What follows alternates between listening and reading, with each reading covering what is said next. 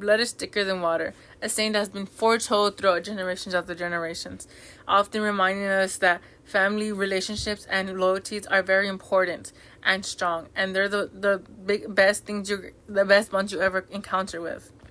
However, although they are strong and important, as humans, we are not often pictured as a friendly. We're not always said to be up in the picture perfect friendly family that's seen in the family photos. That's because the way a family setup is based off of their conformity and conversation types. The way that looks like is they can either identify as being high in conversation but low in conformity, or high in conformity and low in conversation. In other words, some families are better communicators, but there's a lack of rules, or they're bad communicators and there's a good set of rules. Fortunately for myself, I'm in a family that has a really great support system. When I need to vent about any concerns, or I have a question about certain situation, my family has always opened up an open ear.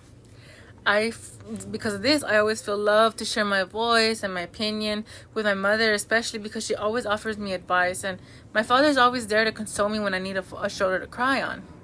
Dinner time is the best time because that's when we're the most active. We're always sharing what's on the news, debating on controversial topics, or even discussing what our day was like at school. Now, although we are very high in conversation, my family is very, very low in conformity. In my household, chores are not enforced on us. Most of the time, it's either parent doing the chore. However, in the end, this has made us dependable so much on our parents that we cannot do anything without the aid of our mother, especially myself. The same could be said for my father. My father has always bought everything for me. And even though I have my own job, I still rely on him to buy me food, help pay for my tuition, and often help me just buy anything I need for like dance practice. And that's not good because I'm an adult child already. Based on the 4 family types, you can tell that my family is considered to be, or you can infer that my family identifies as a pluralistic type, because my family is very high in conversation and low in conformity. Observing and identifying the type of conformity conversation family types is important because it helps us improve communication. Despite me without realizing it, I know that conversations have helped shape me to be a person who is easy to collaborate with and compromise with other people. However, since I didn't participate in chores, I was raised to be set up as a failure. And I know that sounds harsh, but it's the truth because I wasn't given any set of responsibilities. I noticed this when I started heading to college, especially as a first generation student. It was very hard to maneuver because I was solely reliant on my parents. But since I was the first one to go to college in my family, I had to learn how to be by myself and talk to my own advisors, do things on my own.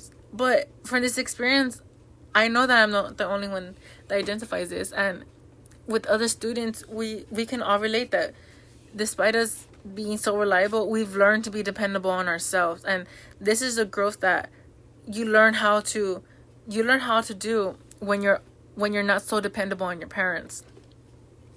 So that's why it's important to identify a conformity and conversation type, because you can help a person focus on their strengths and improve on their weaknesses, especially when they have encountered this through college. Another way we can direct this is towards mental health.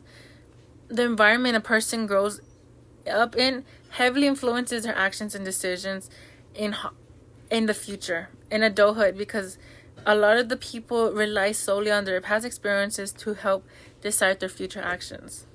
For example, because I was able to identify my weaknesses by how I was raised, I was able to improve and grow and be more dependent for myself.